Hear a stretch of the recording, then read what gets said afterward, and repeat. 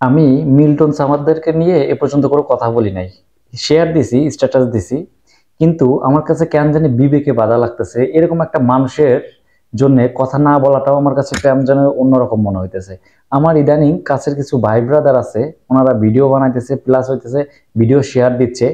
কিছু বাংলাদেশের হলুদ সাংবাদিক আছে যারা তিলকে তাল বানায় বিভিন্ন রকম করে, আমি জানি না কিসের জন্য করে মিল্টন সামাদ্দারের উপর পড়ছে। দেশের বড় বড় হইতেছে নিউজ পত্রিকা বা নিউজ মিডিয়া যারা করে, তারা মিল্টন সামাদ্দারের মতো মানুষের পিছনে কেন লাগছে, নিশ্চয়ই কোনো চক্র আছে, না হইলে পরে এরকম লাগার কারণ নাই। কারণ হইতেছে এর থেকেও বড় বড় মানে ক্রাইম চলতেছে আমাদের দেশে, সেইগুলা নিয়ে কিন্তু পড়ে নাই নিউজ পেপার। কিন্তু আমাদের দেশে একটা সিস্টেম আছে যে কোনো একটা যদি ক্রাইম চলে সেইটাকে ধামাচাপা দেওয়ার জন্য নতুন করে একটা ইস্যু সাজায়, সেটা হইতেছে আমাদের দেশে খুব ভালো চলে। যাই হোক, আমি মিল্টন সামাদের পক্ষেও কথা বলতেছে না, বিপক্ষেও কথা বলবো না। কারণ হইতেছে আইনের আওতায় যেহেতু আছে, ডিবির আওতায় যেহেতু আছে, উনি খারাপ না ভালো সেটা তারা দেখবে, আইন তাদেরকে দেখবে, বা আদালত তাকে শাস্তি দিবে বা মওকুফ করবে, সেটা আইনের ব্যাপার, আইন করবে। আমি যেটা বলতে চাইতেছি, মিল্টন সামাদ্দারের উপরে হইতেছে যে আপনার অভিযোগগুলো আসছে যে কিডনি বিক্রি করে করছে আর কি।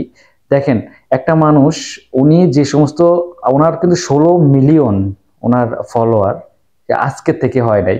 উনি কিন্তু যে সমস্ত কাজ করে আসতেছে সমাজে, আমরা কিন্তু অনেক ভিডিও শেয়ার দিছি বা অনেক কিছু করছি, তার সম্পর্কে দেখছি, জানছি।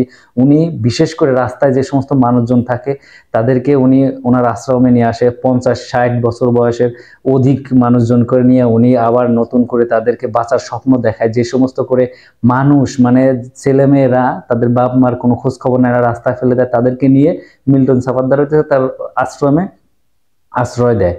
এবং তার বিরুদ্ধেও অভিযোগ আসছে যে সে এইগুলো নিয়ে মানে মারা যাওয়ার পরে তাদের কিডনি বিক্রি করে সে আজকে কোটিপতি হইতেছে। এইটি ভাই, কিডনি বিক্রি করা কি এত সহজ?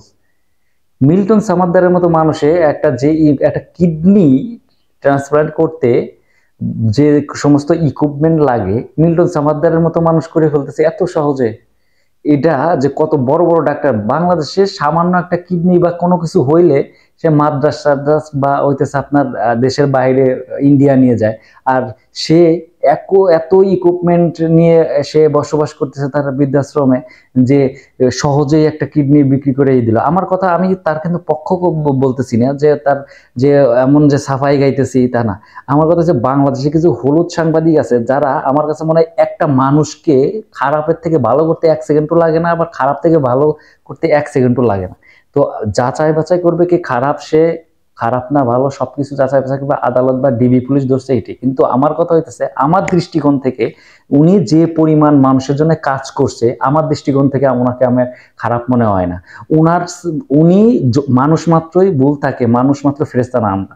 ওনার থেকে কিন্তু বড় বড় ক্রাইম, যেমন বেনজির আহমেদদের যে আপনার ইস্যুটা, ওটা কিন্তু ধামাচাপা অলরেডি পড়ে গেছে, সব মিডিয়া কিন্তু পড়ে আছে মিল্টন সামাদ্দারের উপর। এই হইতেছে বাংলাদেশের অবস্থা।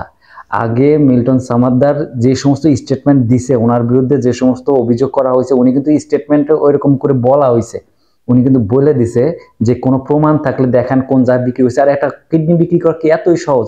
বড় বড় ডাক্তার লাগবে, ইকুইপমেন্ট লাগবে, তার কোন জায়গায় বিক্রি করছে, কার সাথে বিক্রি করছে। আর 60-70 বছরের বয়সের একটা মানুষের কিডনি কি করবে, কোন জায়গায় স্থাপন করবে? আমার কথা হচ্ছে, যদি সে সত্যিকারেই যদি হয়ে থাকে, অপরাধী হয়ে থাকে, তার শাস্তি হোক, আমরা চাই। কিন্তু এরকম যেন না হয় যে বাংলাদেশে কেউ যদি ভালো কোনো কাজ করতে যায়, বাংলাদেশের অবস্থা হইতেছে এরকম যে কেউ যদি ভালো কোনো কাজ করতে যায়, মানে নিজে তো করবেই না, তাকে আরো কিভাবে নিচে টানে নামানো যায়, এটা হইতেছে বাংলাদেশের অবস্থা।